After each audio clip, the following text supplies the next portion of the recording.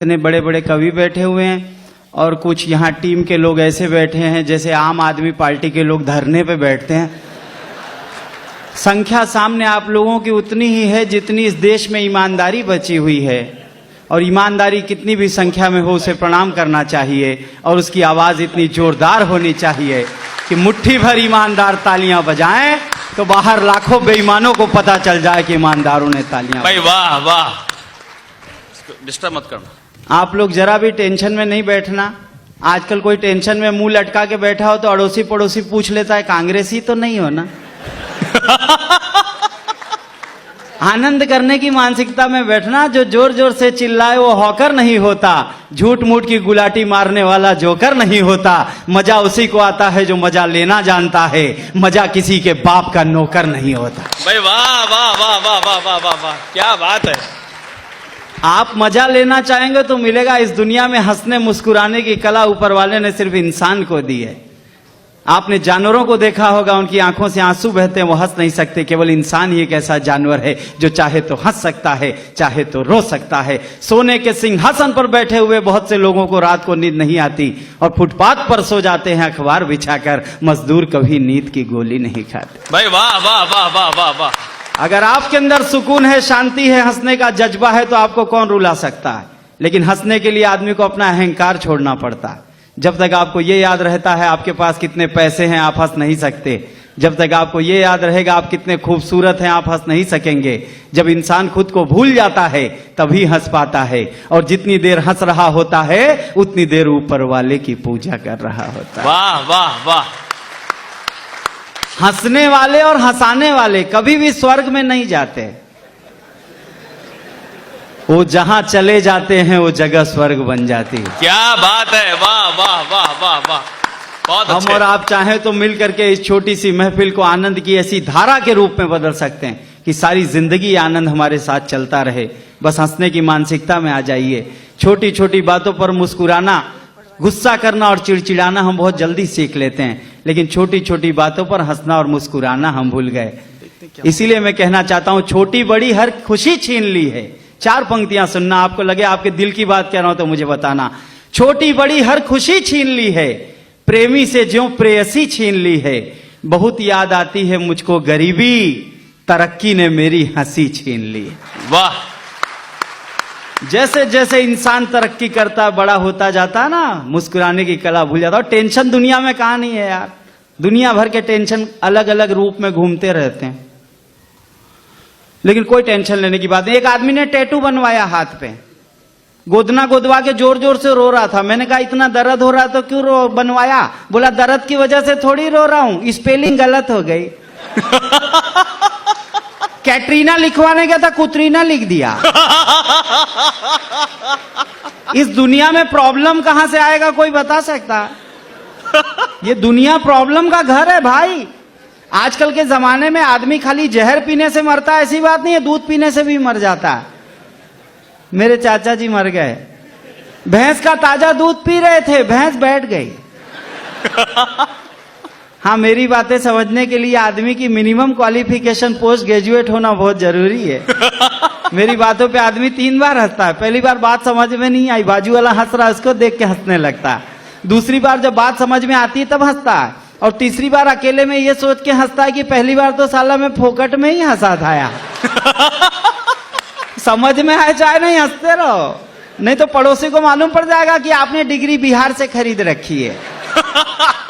क्योंकि आप लोग राजस्थान के हो और ज्यादातर जैन लोग हो यार, जिसको न दिन को चैन न रात को चैन, वो काहे का जैन।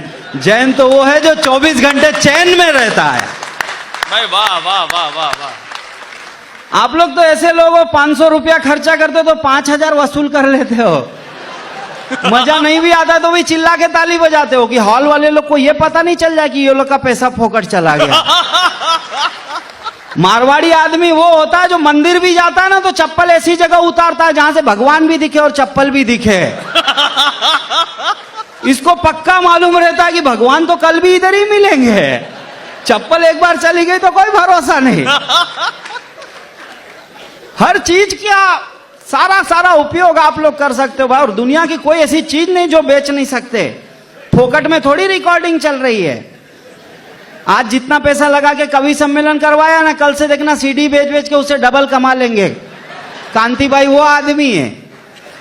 तो ऐसा कांति भाई तो मास्टर आदमी है। हम ट्रेन में आ रहे थे, बगल में कांति भाई बैठे थे, सामने एक चीनी आके बैठ गया, चाइनीज के हाथ पे एक मच्छर बैठा तो चाइनीज मच्छर मार के खा गया।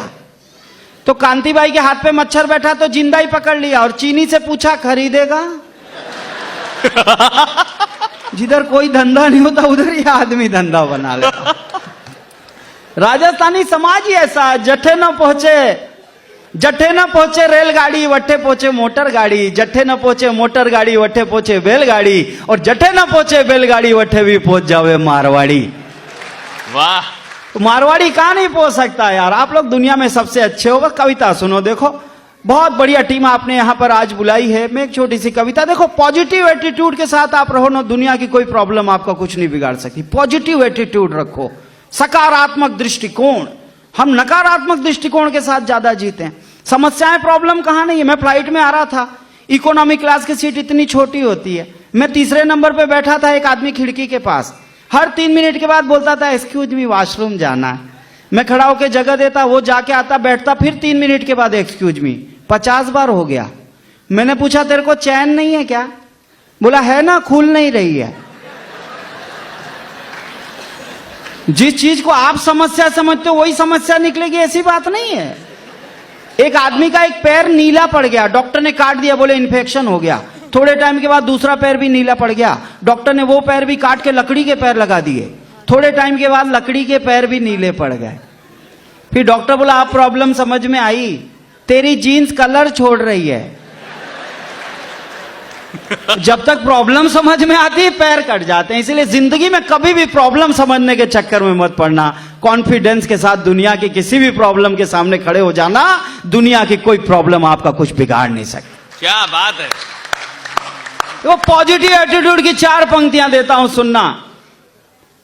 पाकिस्तान ने पिछले 65 सालों में जितनी बदमाशियां की हैं, जितनी नालायकियां की हैं, हिंदुस्तान को जितना परेशान करने का प्रयास किया है, उस पर मैं भी पहले पाकिस्तान पे बहुत सी कविताएं लिखता था, अलग अलग ढंग की कविताएं।